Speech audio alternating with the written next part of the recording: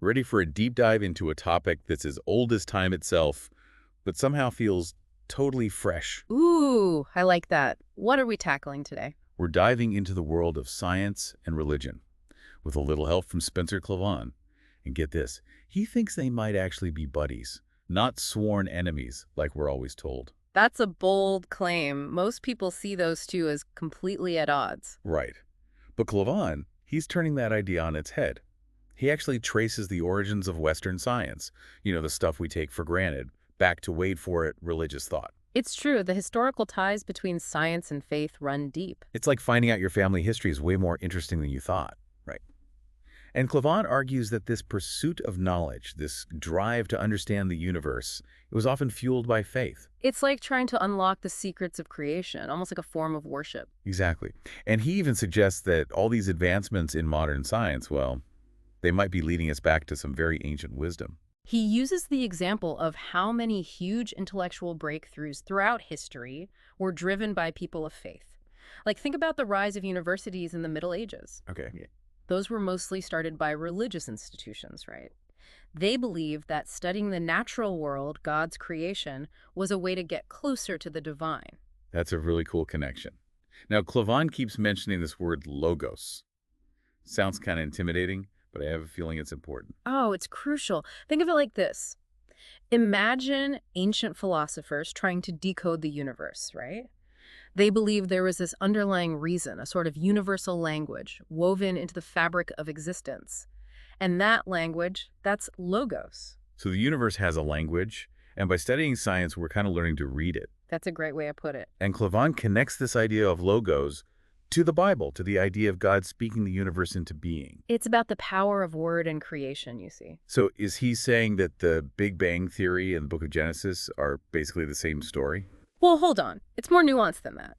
He's not saying they're literally the same narrative. Okay. It's about the parallels. Both describe a universe that had a beginning, a moment of creation. And that's what's so fascinating. Seeing how these different perspectives, these different ways of explaining the cosmos, can actually work together to deepen our understanding. Okay, I'm starting to see where this is going, and I like it. It's like we've got these two seemingly opposite ways of looking at the universe, and Klavan's saying, hey, maybe they're actually pieces of the same puzzle. Exactly. And that's where he starts getting into some really mind-blowing stuff like quantum physics and even the possibility of multiple universes. Wow, okay, slow down there. Mhm. How do we even begin to connect something as vast as a multiverse with, well, religion and spirituality? Well, Klavan makes this really interesting point. He says that even the most hardcore scientist operates on a kind of faith. Faith. Like faith in their instruments, Yeah. their lab coats. Haha, no. It's more like a faith in the orderliness of the universe itself.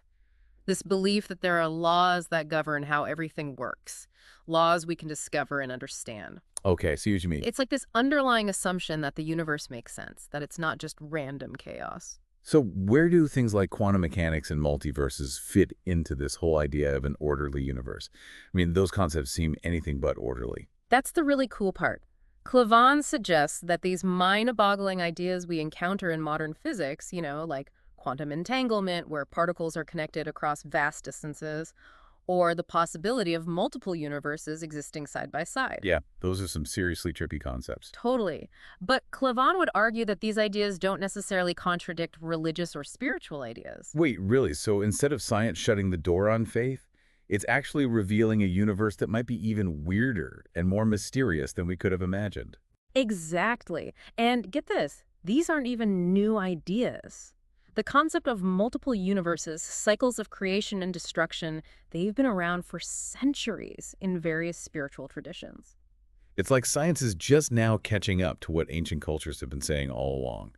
It makes you wonder if maybe those ancient cultures were tapping into something profound about the universe, something we're only now starting to glimpse with our fancy telescopes and particle accelerators. Right. And it makes you wonder what else is out there waiting to be discovered.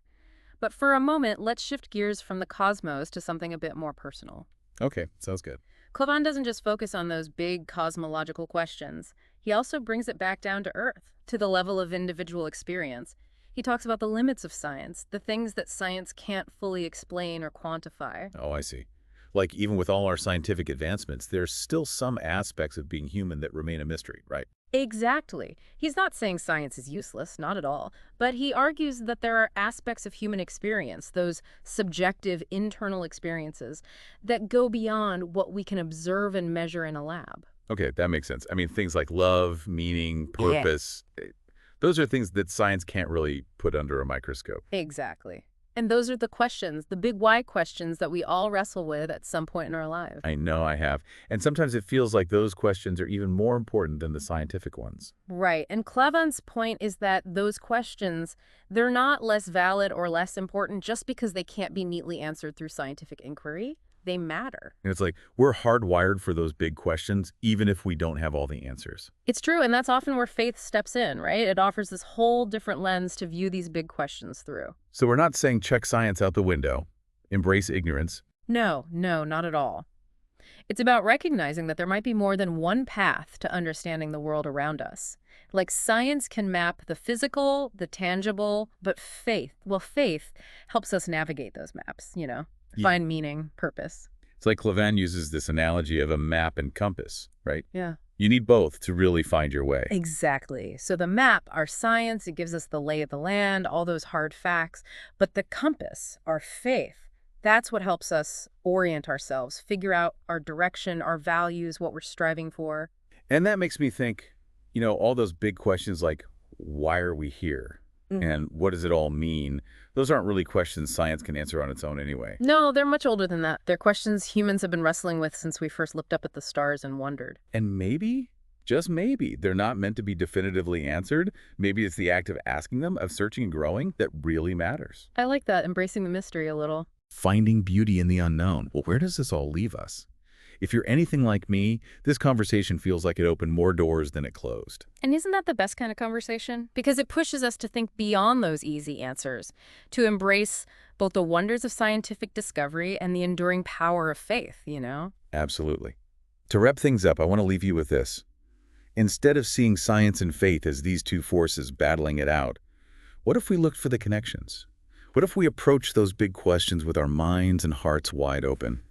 Until next time, keep exploring, keep questioning, and as always, keep diving deep.